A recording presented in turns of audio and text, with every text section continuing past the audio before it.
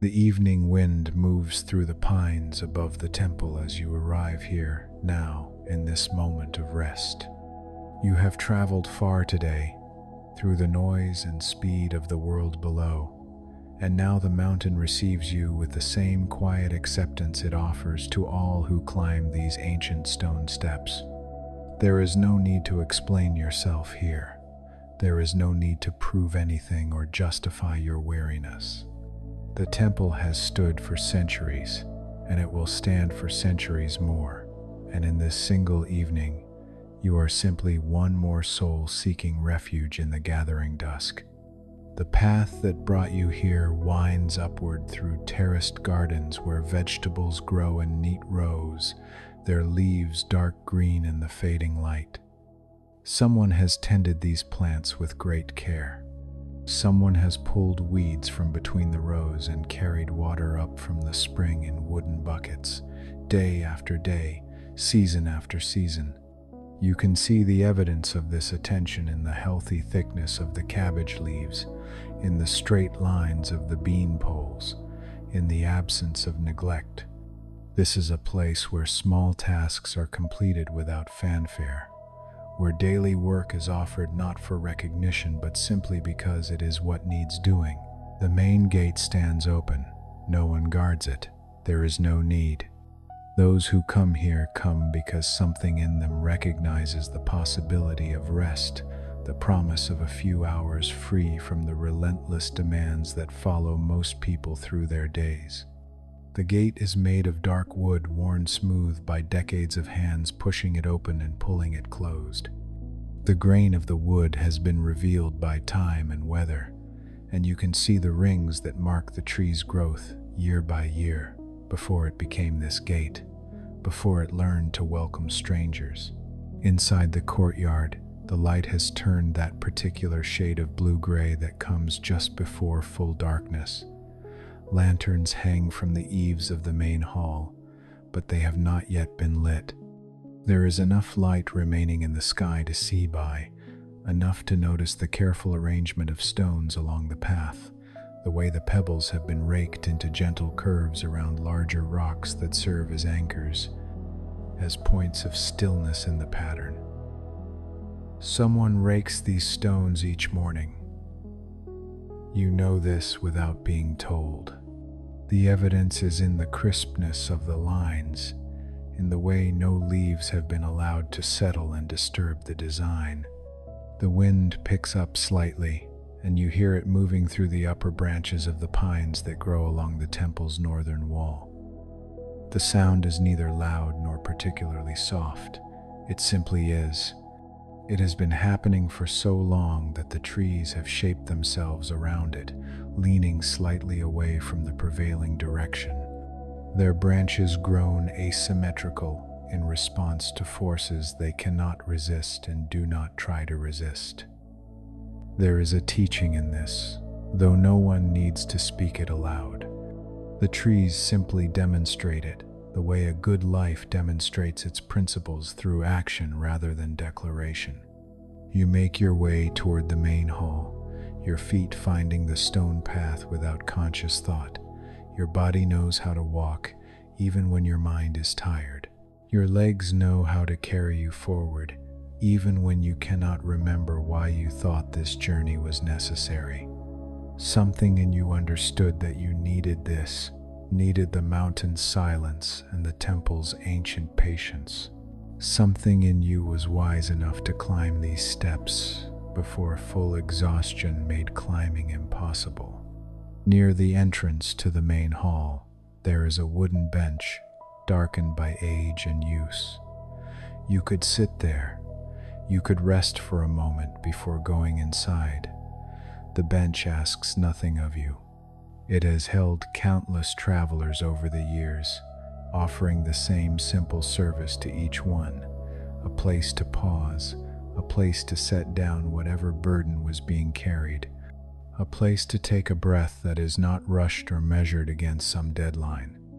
The wood is cool beneath your hand when you touch it, solid, real, present, but you do not sit yet. Something draws you forward, through the wide doorway and into the hall itself. The air inside is cooler, tinged with the scent of incense that was burned earlier in the day. The smoke has long since dissipated, but the fragrance remains, settled into the wooden beams and the woven mats that cover portions of the floor. It is a clean smell, slightly sweet, with an undertone of something resinous and grounding. Your breathing deepens without you deciding to deepen it. The air here seems to invite a different rhythm, a slower pace. The hall is empty of people, but it does not feel empty. It feels inhabited by the accumulated presence of all who have practiced here, all who have sat in meditation or bowed in gratitude or simply stood quietly, allowing the space to work its particular medicine. The altar at the far end holds a simple arrangement: a bronze bowl, a ceramic cup, a small wooden statue so worn by touch that its features have become suggestions rather than details. Someone has placed fresh water in the cup. Someone has lit a single stick of incense that now burns in the bronze bowl, its thin line of smoke rising straight upward in the still air. You stand just inside the doorway, not quite ready to enter fully, not quite willing to leave. This is a threshold space, and threshold spaces have their own quality, their own permission to be neither one thing nor another. You are neither outside nor inside. You are neither moving nor still. You are simply here, in this breath, in this moment of transition. The wind continues its conversation with the pines outside. The incense continues its slow burning.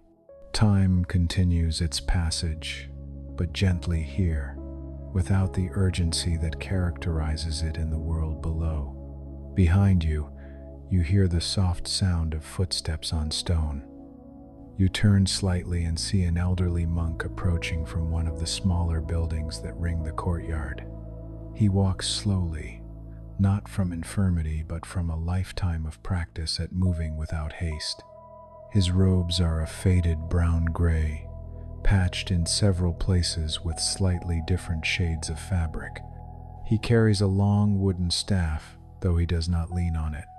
It seems to be more of a companion than a necessity, something his hands have held so often that releasing it would feel strange. He does not look surprised to see you. He does not look unsurprised either.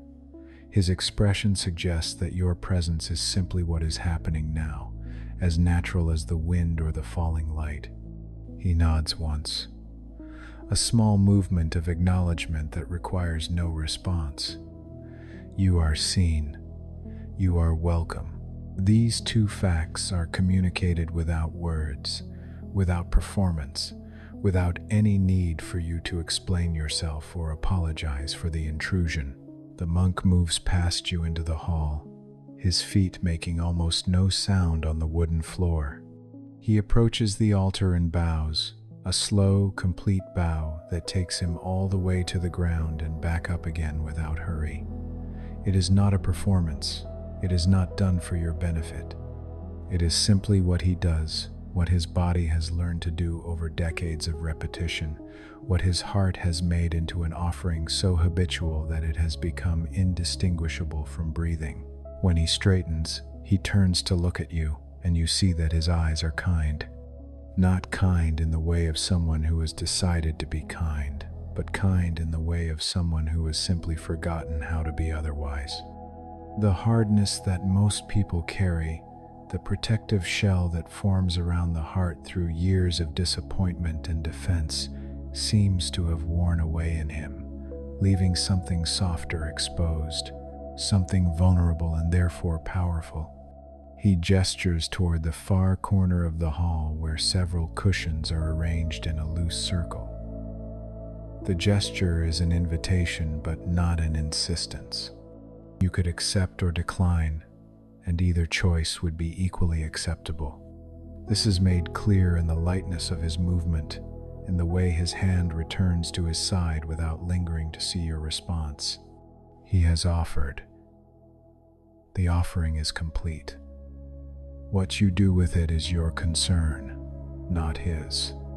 You find yourself moving toward the cushions. Your feet carry you across the wooden floor, which creaks slightly in places, announcing your passage with a language older than words. You choose a cushion that faces the altar and lower yourself onto it, grateful for the support, for the permission to stop moving. The monk settles onto a cushion across from you. Between you, there is space. Between you, there is the possibility of conversation or silence, and both possibilities feel equally valid. For a long moment, neither of you speaks. The incense continues its burning. The light through the high windows continues to fade.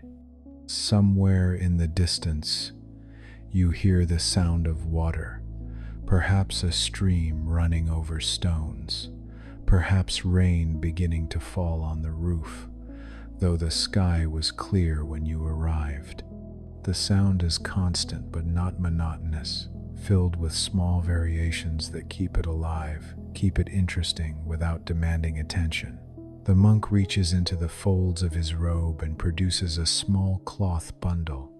He unfolds it carefully, revealing 2 ceramic cups, each one slightly different from the other, each one bearing the marks of the hand that formed it.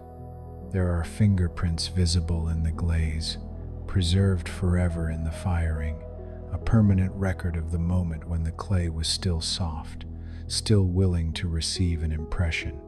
He sets the cups on the floor between you, then pulls out a simple clay teapot, its surface unglazed, the color of rust-dark earth.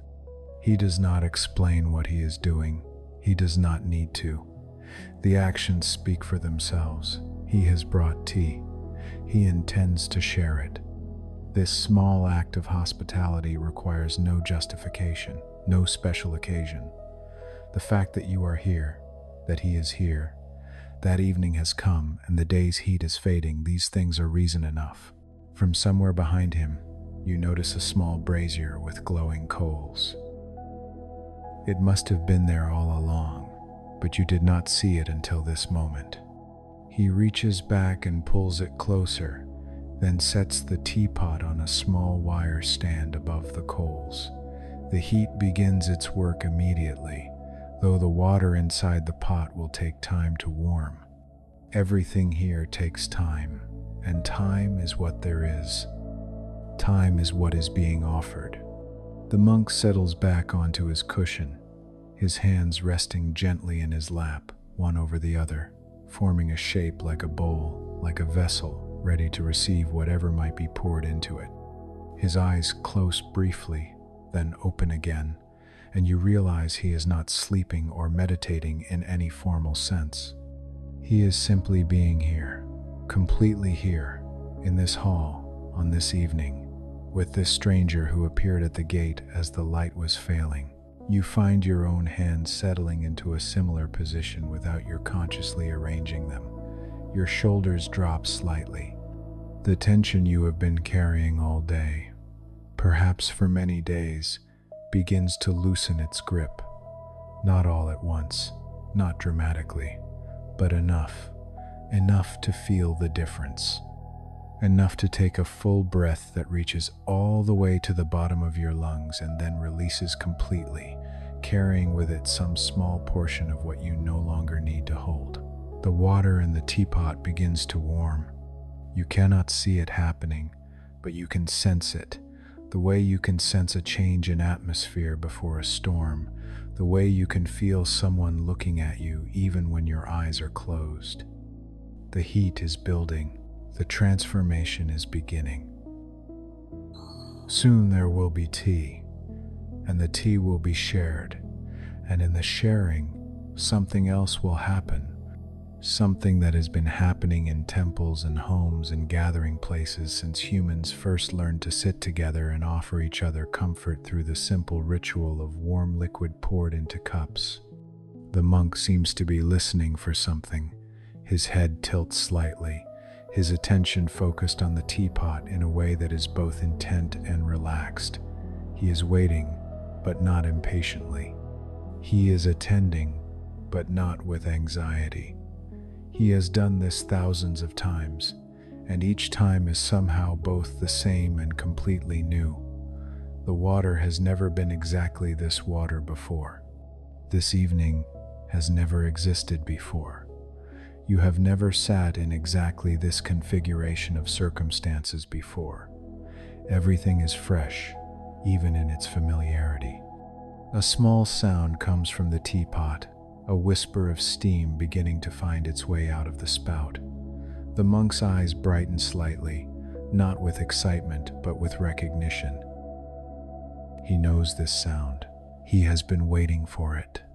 Now that it has arrived, he reaches forward and lifts the pot from the stand with a practiced movement that accounts for the heat, for the weight, for the angle needed to pour without spilling. He fills one cup first, then the other, the steam rising from both in delicate wisps that catch what little light remains in the hall. The color of the tea is pale green gold, like early morning sunlight through new leaves.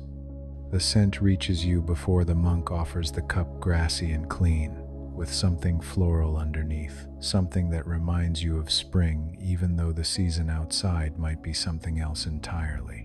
He picks up one cup with both hands, cradling it as if it were precious, as if the tea itself were a guest deserving of respect. He extends it toward you across the small space between your cushions.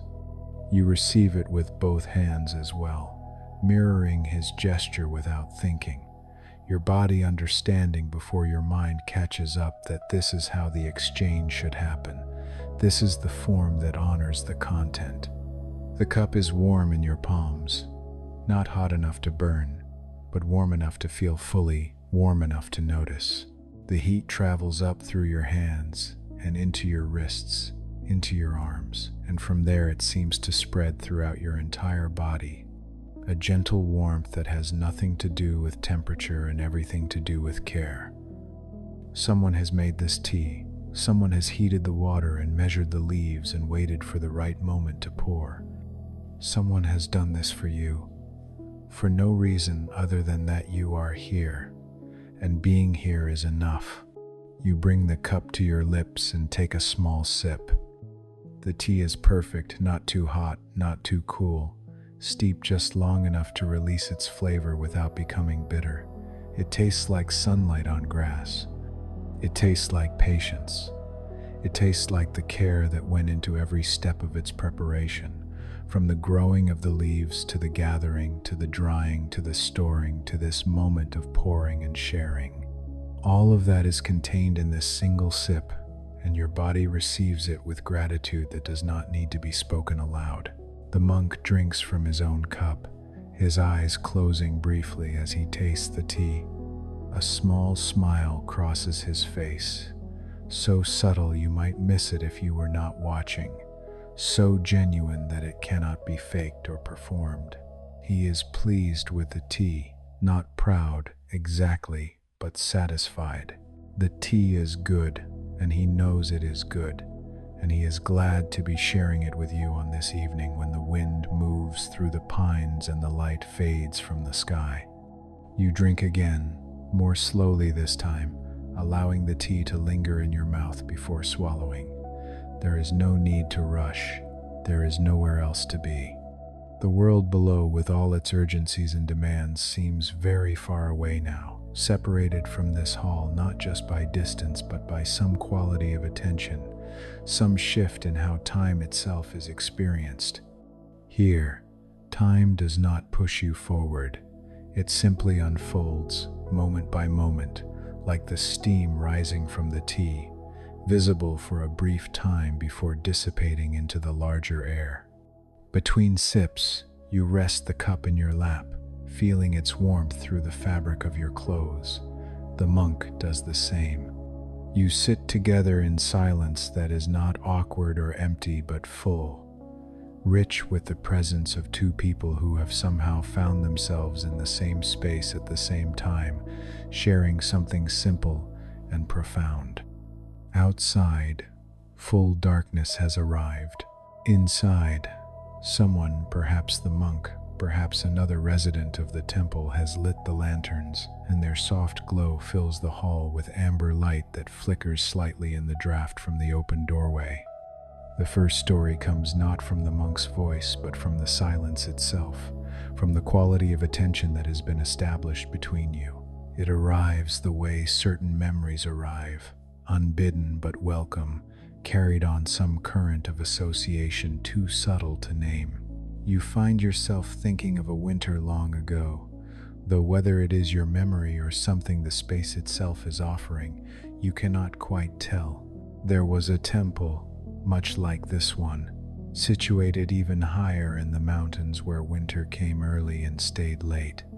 The monks who lived there were accustomed to hardship, to the months when snow blocked the paths and made travel impossible, when the world contracted to the compound walls, and the struggle to keep warm became the central fact of existence. They stored rice and beans and dried vegetables in the autumn, preparing for the isolation they knew would come. They cut firewood and stacked it under covered porches where it would stay dry. They patched their robes and mended their shoes and did all the practical things that survival demanded. In the early part of one particular winter, before the deep snows came, but when frost already whitened the ground each morning, a young woman appeared at the temple gate. She was not dressed for the mountains. Her clothes were thin, meant for the valley where she had come from, where winter was a gentler season. She carried a small bundle wrapped in cloth, and when the monk who answered her knock asked what she needed, she said simply that she was looking for a place to rest. The monk who opened the gate was named Shen, and he had lived at the temple for 30 years. He was not the abbot, not anyone of particular rank or importance, but he was the one who happened to be near the gate when the knocking came, and so the woman's arrival became his concern. He saw immediately that she was cold, that her lips had taken on a bluish tint, and her hands trembled when she tried to hold her bundle more securely. He saw also that she was afraid, though of what exactly he could not say. Her eyes moved constantly, checking the path behind her, checking the trees on either side of the gate, checking everywhere except directly at him. Shen did not ask questions. Questions could come later if they needed to come at all. What mattered in this moment was the cold and the woman's obvious distress. He stepped back and gestured for her to enter, using the same simple motion the elderly monk used with you, the gesture that says, "Here is space, here is shelter, here is permission to stop running." The woman hesitated for just a moment, her body caught between the impulse to flee and the need to accept help. Then the cold made the decision for her, and she stepped through the gate into the courtyard. Shen led her across the raked stones, not to the main hall, but to a smaller building where guests were sometimes housed, where travelers caught by darkness or weather could find a room and a mat and a blanket. The building was cold, no fire had been lit there in several days, but it was shelter, enclosed, protected from the wind that had begun to pick up as the sun fell toward the western peaks. He showed her to a room with a single window covered by a wooden shutter. There was a mat on the floor, a blanket folded at one end, a small table with a ceramic cup and a water pitcher. The woman set her bundle down carefully, as if it contained something fragile or precious. She looked around the room with an expression Shen could not quite read, relief mixed with something else, something that looked almost like sorrow, as if the act of accepting help carried its own kind of pain. Shen told her he would bring food and return shortly with materials to light a fire. She nodded but did not speak. Her eyes had finally stopped their constant scanning and had settled on the window, on the wooden shutter that blocked out the gathering darkness. Shen walked back across the courtyard to the kitchen, where the evening meal was being prepared. The cook, an older monk named Wei, who had been making meals at this temple longer than Shen had been alive, looked up from the pot he was stirring and raised his eyebrows in question. Shen explained about the woman, about the cold, about the need for food and fire. Wei nodded once and began ladling soup into a bowl-thick soup full of vegetables and beans, the kind of soup that carried warmth deep into the body, that provided not just heat but sustenance, fuel for the long work of recovery. While Wei prepared the food, Shen gathered what was needed for a fire, kindling, larger pieces of wood, a small container of embers from the kitchen stove to start the flame. He loaded everything into a wooden box and carried it back across the courtyard, moving carefully so as not to spill the embers. The woman was sitting on the mat when he returned, her bundle still beside her, unopened. She watched as he built the fire in the small brazier that sat in the corner of the room, his hands moving through the familiar motions without thought, kindling arranged in a loose pile, embers placed at the center, breath applied gently to encourage the flame. The fire caught and began to grow, casting flickering light across the walls. Shen added larger pieces of wood, building the fire up slowly, allowing it to establish itself before demanding too much from it. The woman watched all of this in silence, her hands slowly unclenching from the tight fists they had formed, her shoulders beginning to drop slightly as the warmth reached her. When the fire was secure, Shen stood and told her he would return with food. She nodded again, and this time something in her face had softened. Some of the fear had receded, pushed back by the simple fact of shelter and warmth. Shen returned to the kitchen and found Wei waiting with the soup and also a pot of tea and a small plate of rice with pickled vegetables. It was more than the temple usually offered to travelers, but Wei had been watching the weather and knew what was coming. The clouds that had been building all day carried the particular weight that presaged snow, heavy snow, the kind that would fall for days and bury the paths.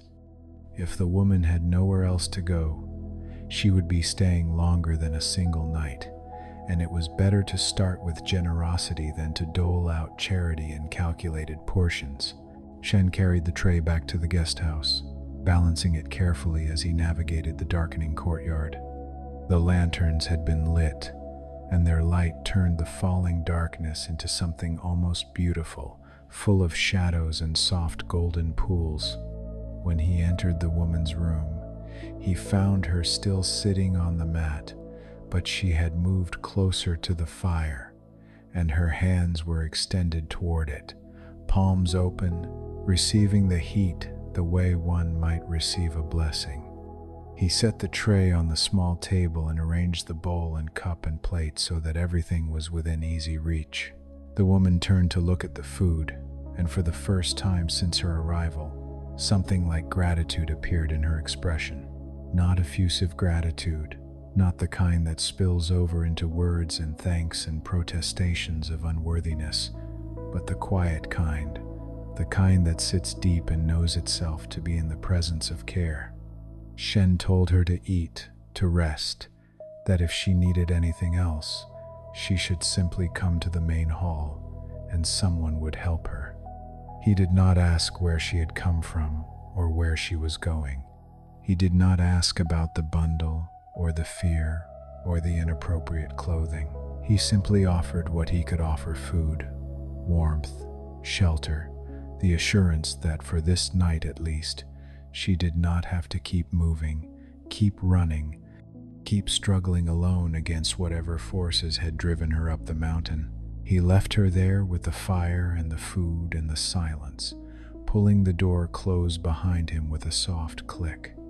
As he walked back across the courtyard, the first snowflakes began to fall, small and tentative at first, then larger and more certain. By the time he reached the main hall, the snow was falling steadily, accumulating on the stones, on the roofs, on the branches of the pines. By morning, the world would be transformed, made clean and new under a blanket of white, and the temple would be effectively isolated, cut off from the valleys below until the spring thaw. The woman stayed at the temple through that winter, not by choice at first, but by necessity. The snow fell for 3 days without pause, accumulating in drifts that reached halfway up the gate, that buried the paths and made travel impossible even for someone dressed properly for the conditions. When the storm finally cleared and the sky opened into that painfully bright blue that comes after heavy snow, it was clear that leaving would require waiting, would require patience she had not yet learned to cultivate. Shen continued to bring her meals each day, twice daily, morning and evening. He would knock softly on her door and wait for her response before entering, always giving her time to prepare herself for company if she needed it.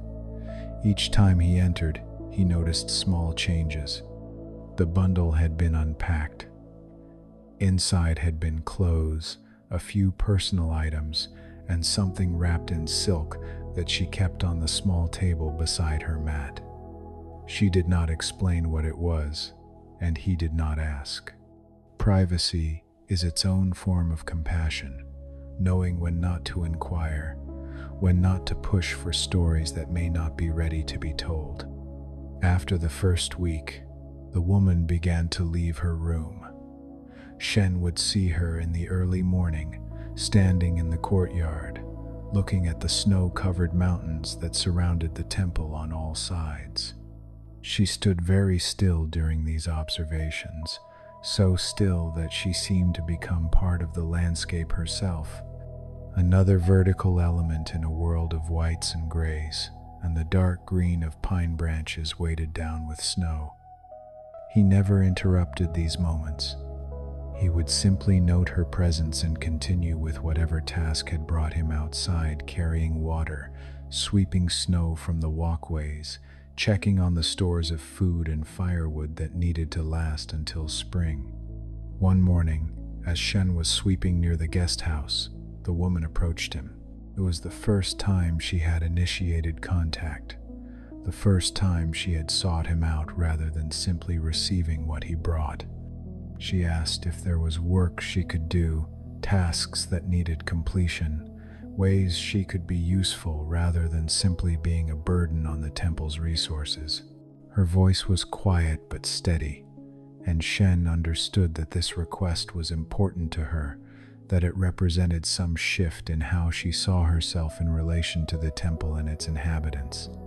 Shen considered for a moment, leaning on his broom, his breath making small clouds in the cold air.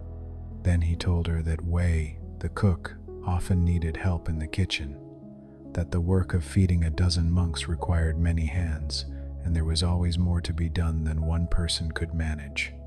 Vegetables needed washing and chopping, rice needed sorting for stones and debris, dishes needed cleaning, fires needed tending.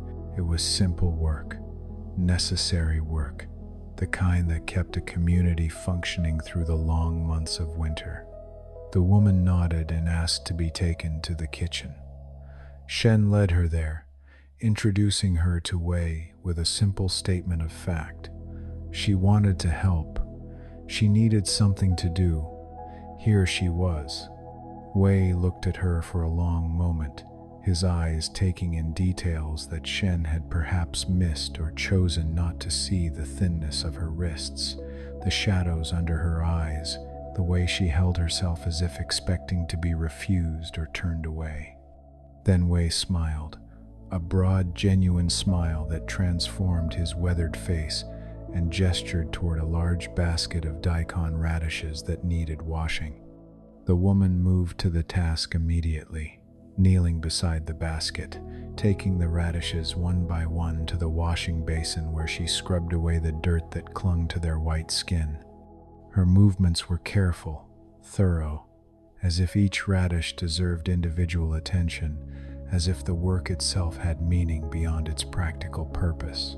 Wei watched her for a few minutes, then returned to his own work, and Shen slipped out of the kitchen, satisfied that something had been set in motion, something that might help the woman find her way to whatever came next. Days passed, then weeks, and the woman became a fixture in the kitchen. She arrived each morning before dawn and stayed until after the evening meal had been served and cleaned away. She learned the rhythms of the work, the patterns of preparation and cooking and cleaning that repeated themselves daily. She learned which monks preferred their tea strong and which preferred it weak, which ones ate heartily and which ones ate sparingly.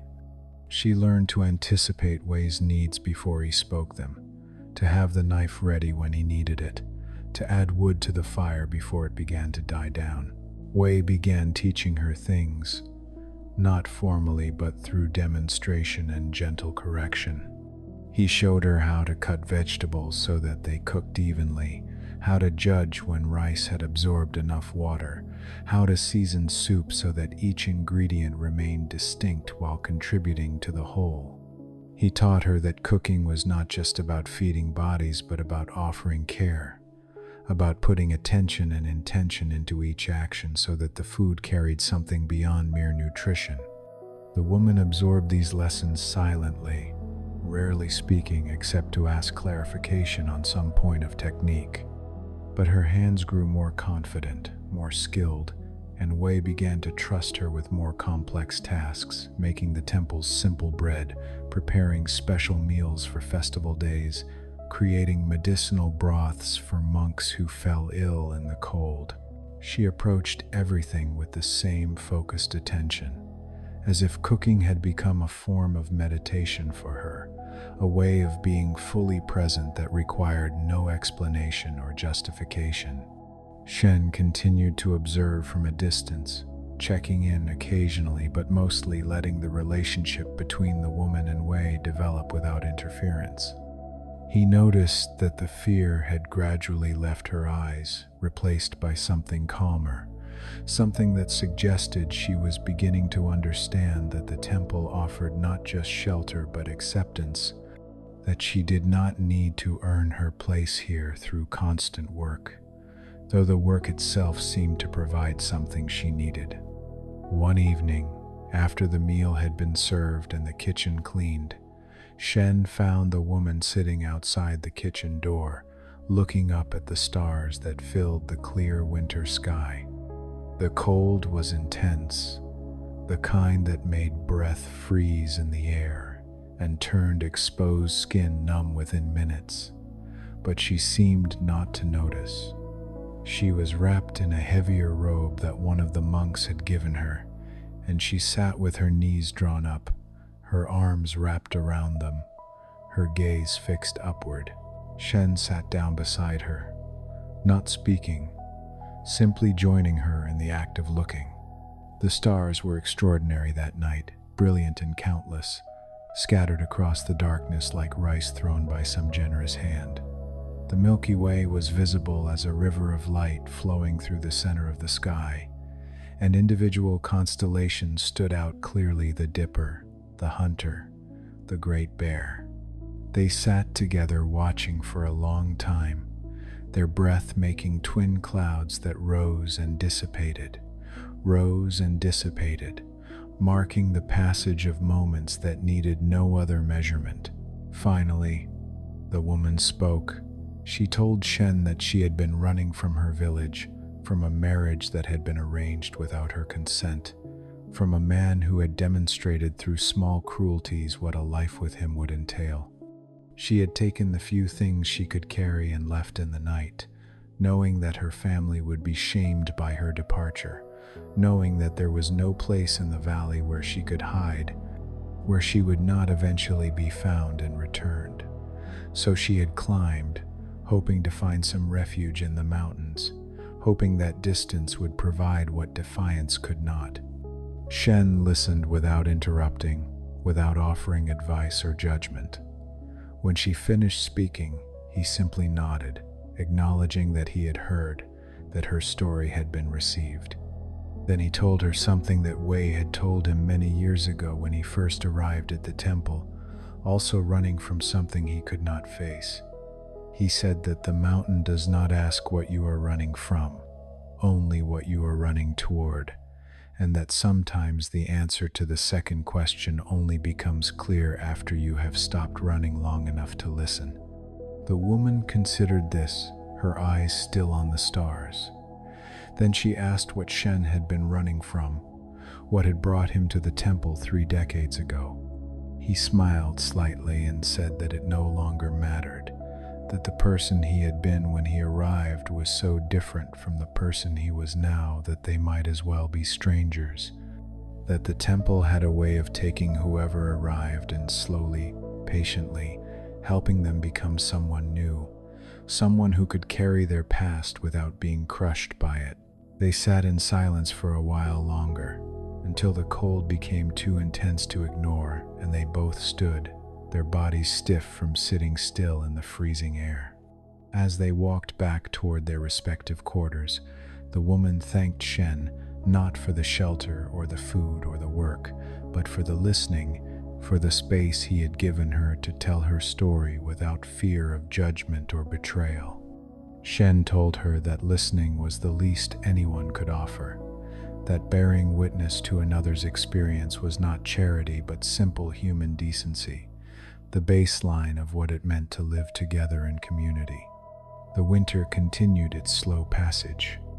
Snow fell and melted and fell again. The sun traced its low arc across the southern sky, providing light but little warmth. The monks went about their daily routines, meditation, work, meals, sleep, and the woman moved among them, gradually becoming less of a guest and more of a presence, someone who belonged simply because she was here, because she had been incorporated into the pattern of life that sustained them all. One particularly cold night, near the deepest part of winter when the darkness lasted longest and the cold seemed to penetrate everything, one of the older monks fell ill. His name was Chen, and he had lived at the temple longer than anyone could remember, long enough that stories about his arrival had faded into legend. He developed a fever that made him delirious, that caused him to call out names of people long dead, to argue with phantoms only he could see. His body shook with chills despite the blankets piled on top of him, and his breath came in shallow gasps that suggested his lungs were filling with fluid. Wei immediately began preparing medicinal broths, combinations of herbs and roots that had been used for generations to combat fever and congestion. But Chen was too weak to sit up, too confused to swallow the liquid without choking. Someone needed to stay with him constantly, to monitor his condition, to help him drink small sips when he was lucid enough to manage it, to keep him warm and clean and as comfortable as possible while his body fought whatever infection had taken hold. The woman volunteered without hesitation. She moved into Chen's room with a determination that surprised some of the monks who had not yet understood the depth of transformation that had been occurring in her over the past months. She set up her own mat in the corner where she could sleep lightly and wake at any sound of distress. She kept the fire burning constantly, feeding it carefully throughout the night so that the room remained warm. She prepared fresh broths every few hours, trying different combinations of herbs based on Wei's instructions, adjusting the recipes as Chen's symptoms evolved. For 3 days and nights, she barely left the room. Shen would bring her food, which she ate quickly and without attention. Her focus remaining on Chen, Wei would come to check on his condition, to assess whether the treatments were working, to offer suggestions for adjustments. The abbot visited once each day, sitting quietly beside Chen's mat, offering prayers and presents but not interfering with the woman's care. Chen's fever peaked on the 3rd night, rising to a point where his skin burned to the touch and his breathing became so labored that each breath seemed like it might be his last. The woman sat beside him through that long night, sponging his forehead with cool water, holding a cup to his lips when he was conscious enough to drink, speaking quietly to him when he seemed distressed, assuring him that he was safe, that he was cared for, that he did not have to be afraid. Toward dawn, the fever broke. Chen's breathing eased and deepened into something that resembled natural sleep rather than the restless semi-consciousness that had characterized the previous days. His skin cooled to a more normal temperature. The crisis had passed. The woman remained beside him until full daylight, watching to ensure that the improvement was real and lasting. Then, finally, she allowed herself to step outside. Shen was in the courtyard, sweeping new snow from the paths. He looked up when she emerged and saw immediately the exhaustion in her face, the way her body swayed slightly as if she might collapse. He set down his broom and guided her to a bench, making her sit, telling her to rest while he brought tea. When he returned with a steaming cup, she wrapped her hands around it and stared into the liquid as if searching for something in its depths. Shen asked how Chen was doing, and she reported that the fever had broken, that he seemed to be sleeping peacefully now, that she thought he would recover if he continued to improve at this rate. Shen nodded, relieved, and told her she had done well, that Chen was fortunate to have had such attentive care. The woman shook her head slowly and said she was the fortunate one, that caring for Chen had given her something she had not known she was seeking, had helped her understand something about herself and about what it meant to be useful in a way that mattered. She explained that in her village, women were taught that their value lay in their obedience, in their ability to serve without question, to suppress their own needs and desires in favor of whatever their fathers or husbands wanted. But here, in caring for Chen, she had discovered a different kind of service, one that emerged not from coercion but from genuine concern, from the desire to ease suffering simply because suffering existed and she had the ability to help. This difference, she said, had changed something in her, had shown her that caring for others could be a choice rather than an obligation, that compassion could be freely given rather than extracted through duty. Shen listened carefully, understanding that she was articulating something important, something that represented a turning point in her journey. He told her that this was exactly what the temple tried to teach, though not through lectures or rules, but through the lived experience of community, through the daily practice of noticing what needed doing and doing it, not because one must, but because one can. He said that true compassion begins when obligation ends, when you care for someone not because you have to or because you fear the consequences of not caring, but simply because their well-being matters to you as much as your own. The woman drank her tea slowly, letting Shen's words settle into her along with the warmth of the liquid.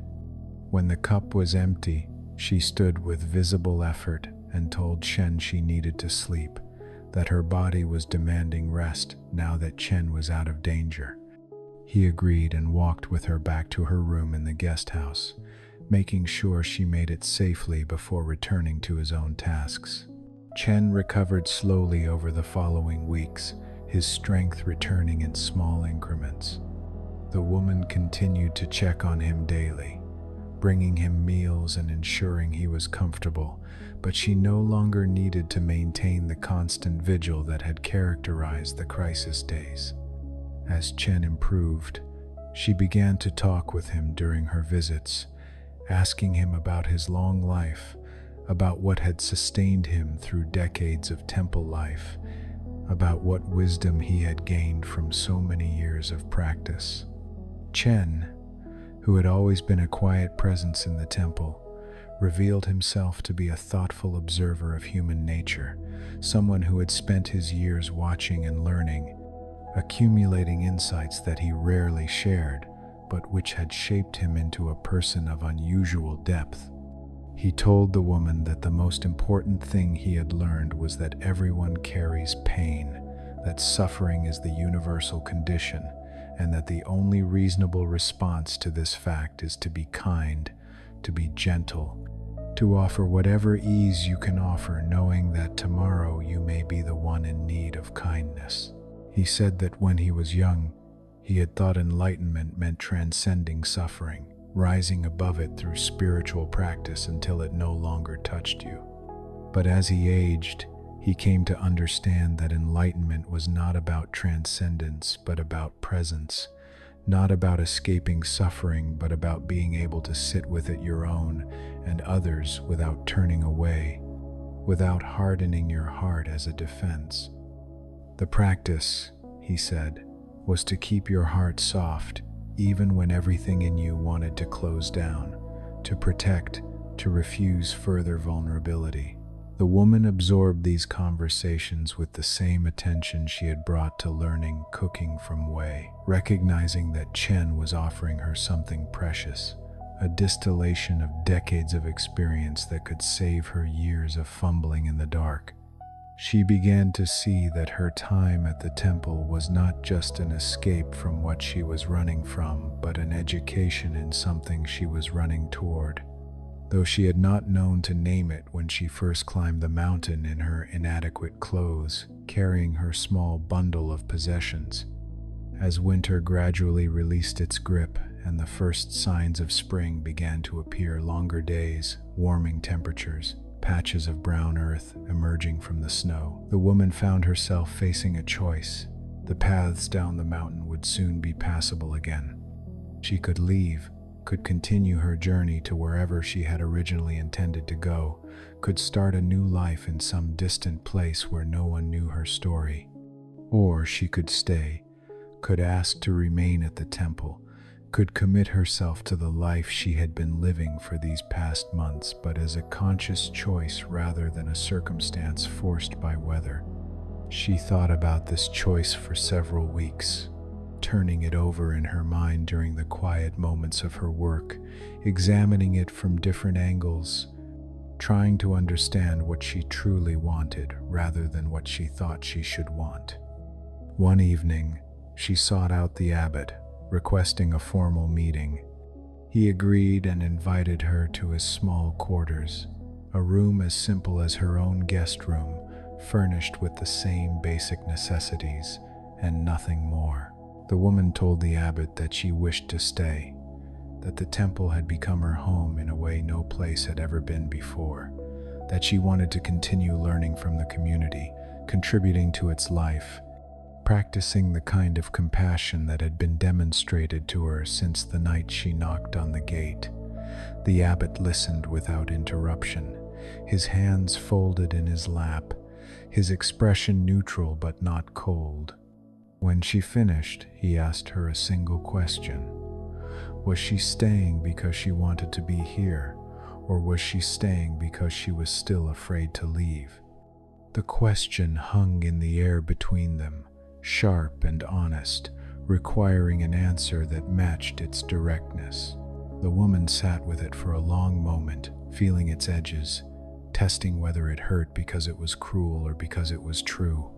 Finally, she said that both things were probably present, the desire to stay and the fear of leaving, but that the desire had grown stronger than the fear, that she had stopped running long enough to discover that there was nowhere else she wanted to be, nothing else she wanted to do with her life than continue this work of caring for others, of being part of a community that took seriously the practice of compassion.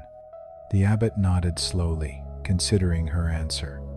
Then he told her that the temple did not usually accept women as permanent residents, that there were practical and traditional reasons for this, reasons that had to do with the expectations of the larger society and the complications that could arise from mixed-gender communities. But, he said, traditions existed to serve people, not the other way around. And when traditions prevented responding appropriately to circumstances, they needed to be set aside in favor of what wisdom dictated in the moment. He said he would need to consult with the other monks, that the decision to invite her to stay permanently was not his alone to make but belonged to the community as a whole. He asked her to wait one more week, to continue her work and her practice while he spoke with everyone and gauged whether there was consensus around accepting her as a full member of the temple. She agreed and left his quarters feeling neither hopeful nor fearful. simply present to what was, trusting that whatever decision emerged would be the right one, though right in this context might mean different things depending on perspectives she could not fully access. The week passed slowly. The woman continued her work in the kitchen, continued her visits with Chen, continued her morning observations of the mountains and her evening contemplation of the stars. She did not ask anyone about the decision, did not try to influence the outcome through lobbying or persuasion. She simply lived each day as she had been living, allowing her actions to speak for themselves, trusting that who she was would be evident in how she moved through the hours, how she attended to tasks, how she treated others. On the seventh day, the abbot called her to the main hall where all the monks had gathered. She entered and saw them arranged in loose rows, facing the altar, their expressions serious but not stern. The abbot gestured for her to stand at the front, near the altar itself, and she did so, her heart beating faster despite her attempts to remain calm. The abbot spoke then, addressing the community rather than her directly, summarizing the situation, naming the question that needed answering, acknowledging the complications and the precedent that would be set if they agreed to her request. Then he called for consensus, asking each monk in turn whether he could accept the woman as a permanent resident of the temple. One by one, they responded, and one by one, they said yes. Some spoke briefly about their reasons. They had observed her care for Chen. They had tasted the meals she prepared with such attention. They had noticed her dedication to practice even when no one was watching. They valued her presence and would welcome her continued contribution.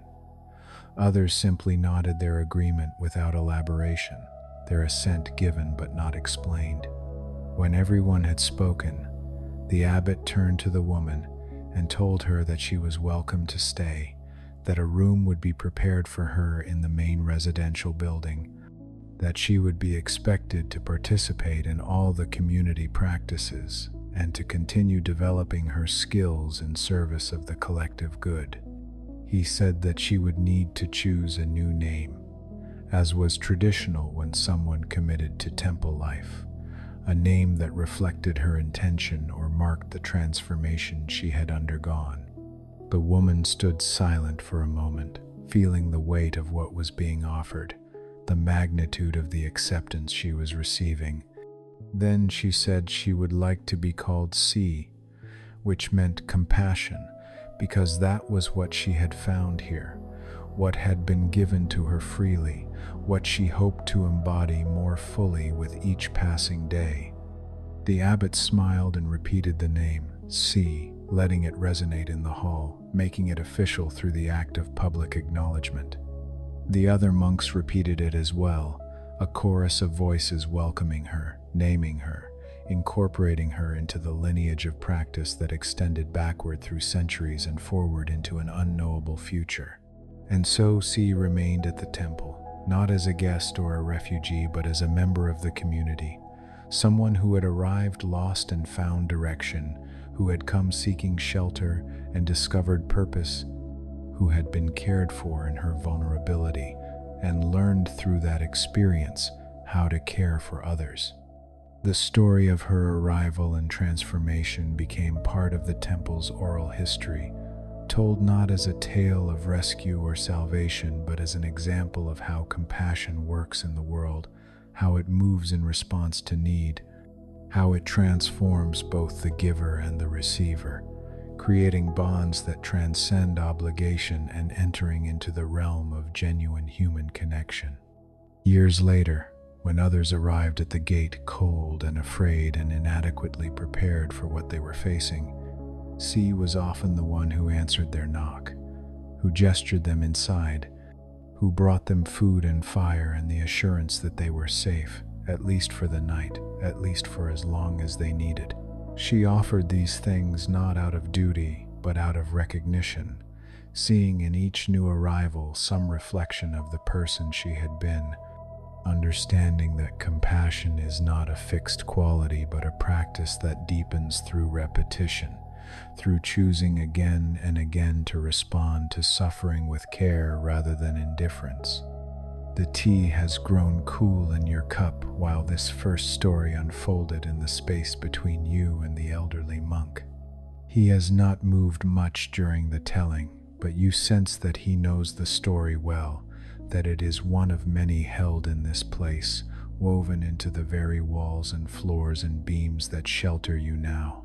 The wind has picked up outside, rattling the shutters slightly, and the sound becomes a kind of punctuation, marking the transition from one story into another. The monk reaches forward and refills both cups from the teapot, which he had wrapped in a cloth to keep warm.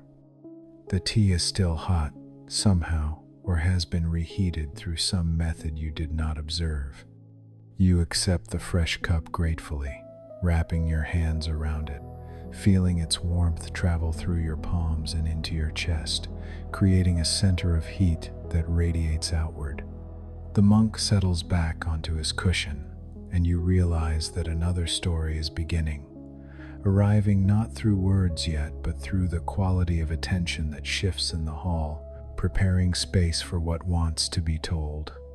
There was once a merchant who traveled the mountain roads buying and selling goods, carrying things from the valleys to remote villages and bringing back specialized products that could only be found at high altitudes. He was not a particularly kind man, though not particularly cruel either. He was efficient, calculating, focused on profit margins, and on minimizing the time spent between transactions. He saw the world as a series of opportunities to extract value, and he was very good at this extraction, good enough that he had accumulated considerable wealth despite having started with nothing. The merchant traveled with a small donkey that carried his goods, a sturdy animal that had been with him for many years, that knew the mountain paths as well as he did. He was not affectionate toward the donkey in any visible way, but he fed it adequately and did not beat it, recognizing that the animal's well-being was tied to his own prosperity. The donkey, for its part, seemed content enough with this arrangement, plodding along the steep trails with patient determination, stopping when told to stop, moving when told to move. One autumn, the merchant was making his way along a particularly difficult section of mountain road, a narrow path that clung to the side of a cliff with a sheer drop on one side and a wall of rock on the other. The path was barely wide enough for the donkey, and in places, the merchant had to walk behind rather than beside the animal, trusting it to navigate the treacherous footing.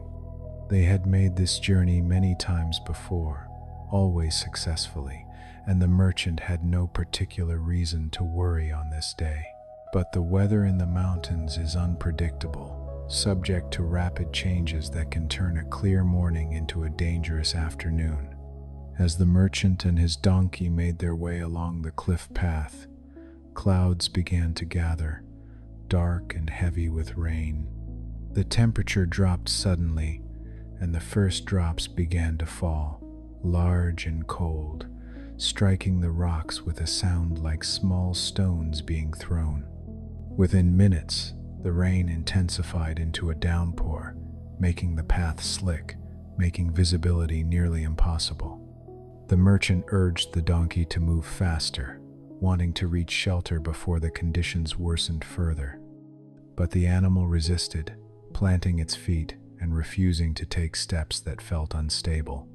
The merchant grew frustrated, pulling on the lead rope, shouting at the donkey to move, to stop being stubborn, to obey. The donkey brayed in response, a sound of distress rather than defiance, trying to communicate something the merchant was too agitated to hear. In his frustration, the merchant yanked hard on the rope, and the donkey's front hooves slipped on the wet stone. The animal scrambled to regain its footing, but the packs on its back shifted, throwing off its balance.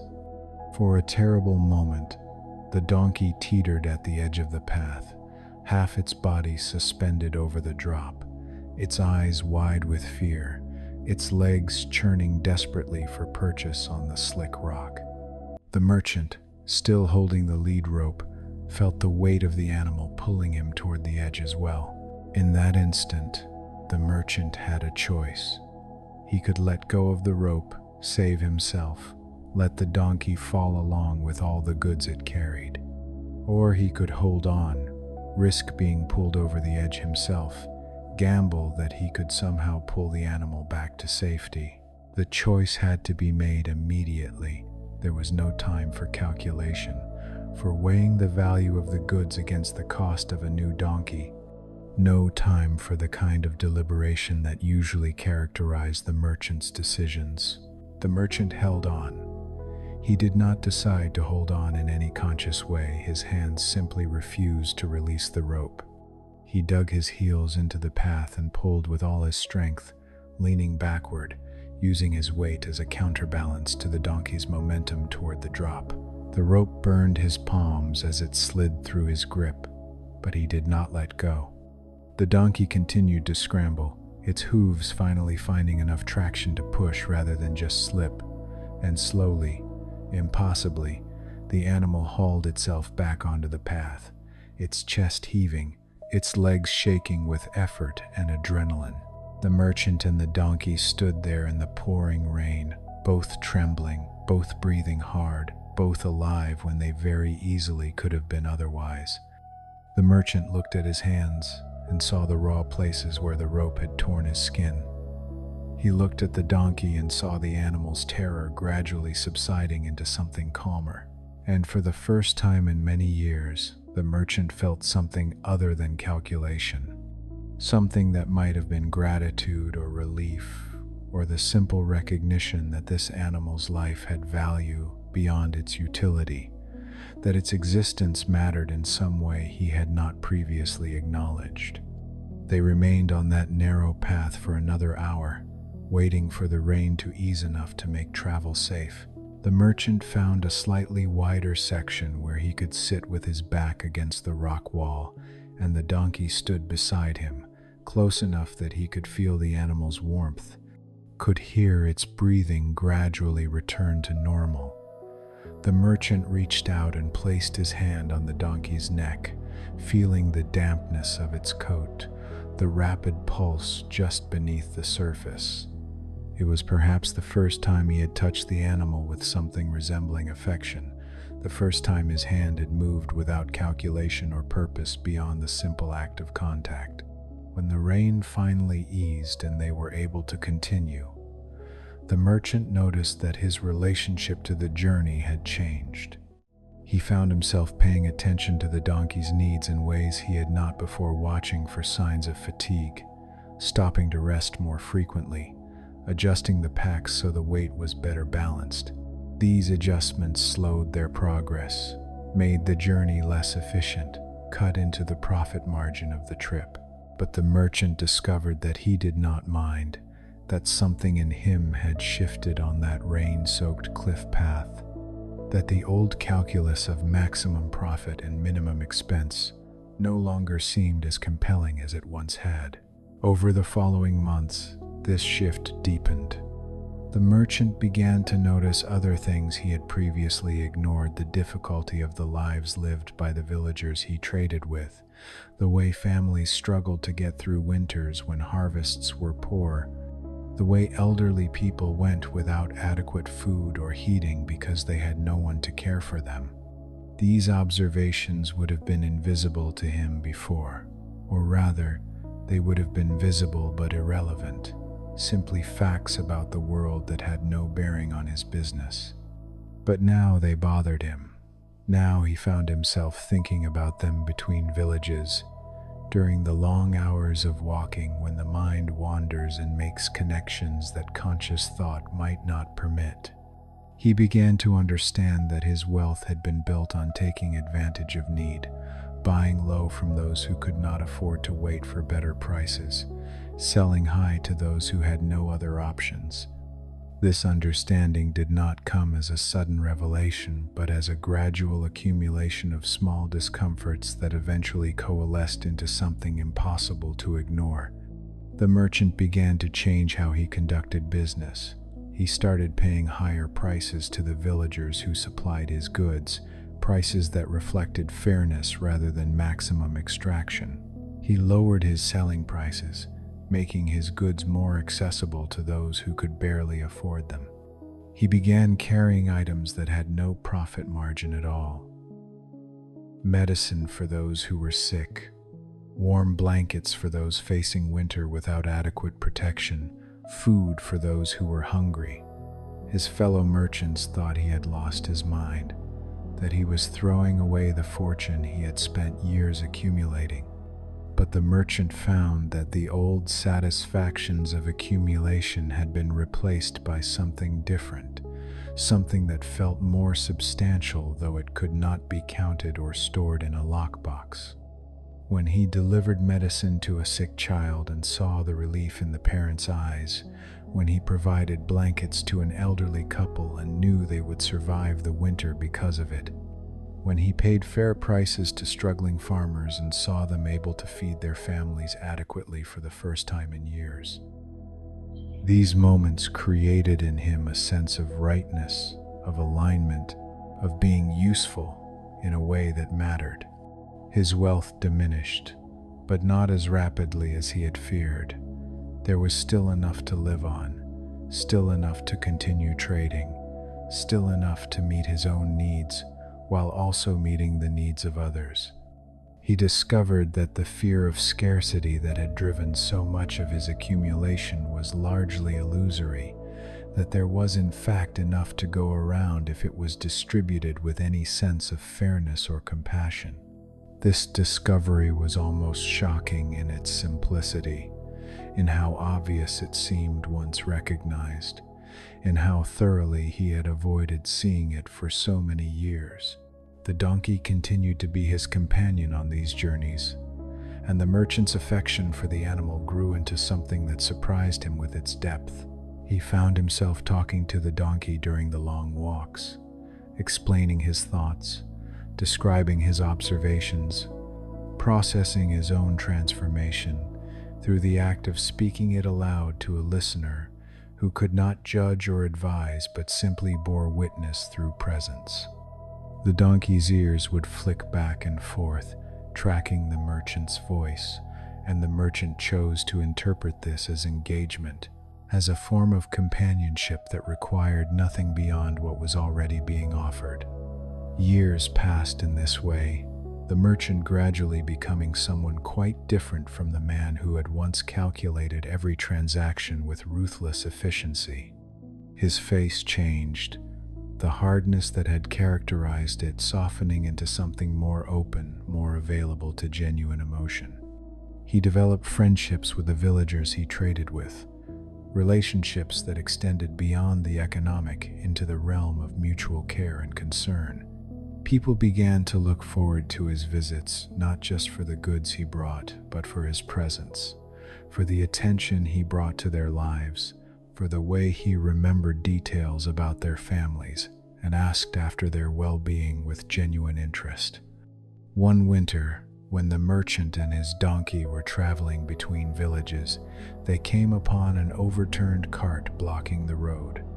The cart had clearly been there for several days. Snow had accumulated around it, and its contents, once neatly packed, had spilled out across the road and been scattered by animals or weather.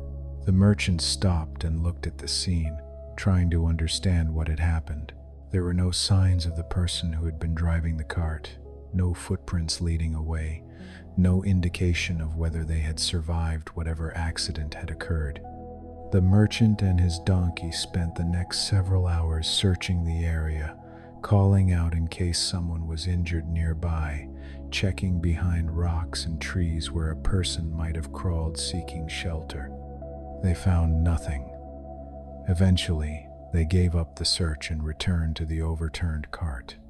The merchant decided to ride it if possible, to gather the scattered goods, to leave the cart in a state where its owner could find it if they returned or where other travelers might make use of it if they needed it. It took considerable effort to right the cart. The merchant had to unload the donkey's packs and use the ropes to create a system of leverage, pulling and pushing until the cart finally flipped back onto its wheels. He gathered what remained of the contents, bags of rice, bundles of cloth, a few tools, and loaded them back into the cart as neatly as possible. He covered everything with a piece of canvas to protect it from further snow and secured the covering with stones at the corners. As he worked, the merchant realized that this task offered no benefit to him. There was no one watching to be impressed by his effort. There was no likelihood of reward or recognition. The cart's owner might never know what he had done, might never return to reclaim what had been lost, and yet the work felt necessary, felt like the right response to the situation, regardless of whether anyone would ever know or care. This was compassion operating without an audience, without any expectation of return, simply because something needed doing and he was able to do it. When the cart was as secure as he could make it, the merchant continued on his journey. He never learned what had happened to the cart's owner, never found out whether they survived or perished, whether they returned for their goods, or whether someone else eventually claimed them. But the act itself remained with him, became part of the ongoing education in how to be human, in what it meant to respond to the world with care rather than calculation. The merchant grew old, still traveling the mountain roads, still accompanied by his donkey, which also aged but remained strong enough to work. Eventually, the merchant's body began to fail in the ways bodies do when they have been used hard for many decades. His knees ached on the climbs, his breath came short at high altitude. His hands, scarred from the day he had held onto the rope that saved the donkey's life, became stiff and painful in cold weather. He knew he would need to stop traveling soon, to settle in one place and let the younger merchants take over the routes he had walked for so long. The thought saddened him, but he accepted it as natural, as the inevitable progression from activity to rest that all lives must eventually make. He began looking for a place where he might retire, somewhere he could live simply and perhaps still be useful in whatever ways his aging body would permit. He found that place at a small temple not unlike the one you sit in now. He arrived one evening just as the light was failing, leading his donkey through gates that stood open in welcome. A monk appeared and invited him in without questions, offered him tea and a meal, showed him a place where the donkey could be sheltered and fed. The merchant explained that he was looking for a place to stay, that he could work in exchange for food and lodging, that he had some savings that he would be willing to donate to the temple's support. The monk listened and then told him that work and money were welcome but not required, that the temple functioned on the principle that all who arrived received what they needed, and that in turn, all who resided there contributed what they could. It was a simple system, the monk explained, one that had sustained the community for generations, one that relied on trust and on the basic human capacity for reciprocity when freed from the distortions of market economics. The merchant stayed.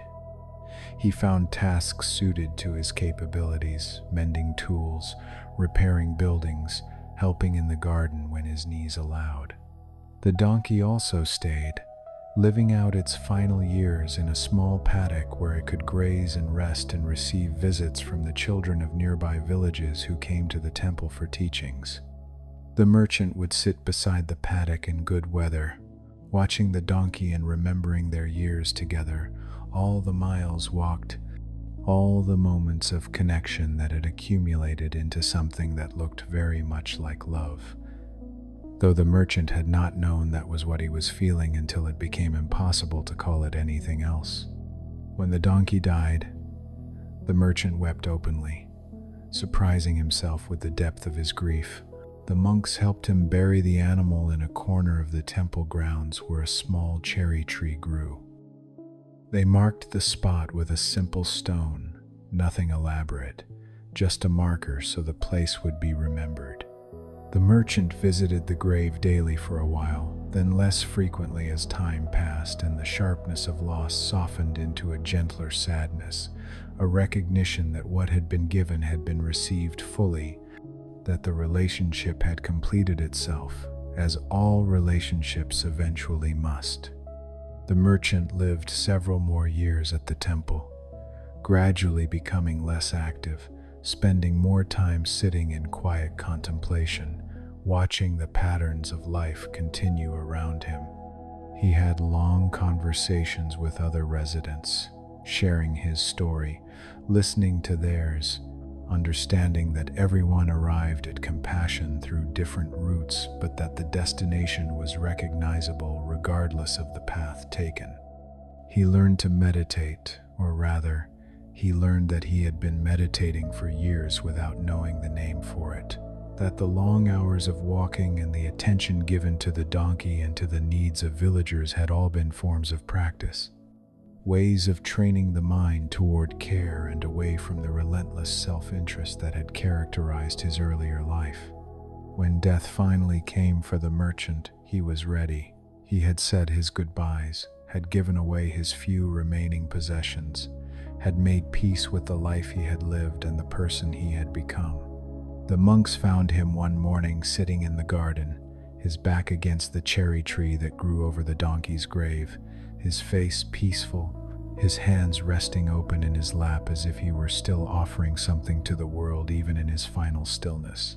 The story of the merchant became one of the temple's teaching stories, told to illustrate how transformation is possible at any age, how compassion can arise even in hearts that have spent years hardened against it, how a single moment of choosing connection over calculation can begin an avalanche of change that reshapes an entire life. The story was not told to inspire guilt in those who were still calculating and accumulating, but to offer hope that change was possible, that the defenses built around the heart could be dismantled stone by stone, that it was never too late to begin. The monk sets down his empty cup with a soft sound against the wooden floor. The incense has burned down to nothing, leaving only the faintest trace of its fragrance in the cooling air.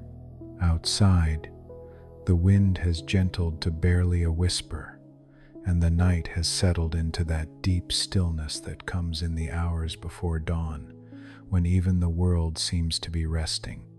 You feel the weight of the story settling into you, not as lessons to be remembered or principles to be applied, but as something softer, something that dissolves into your body like the tea you have been drinking, becoming part of you without effort or intention.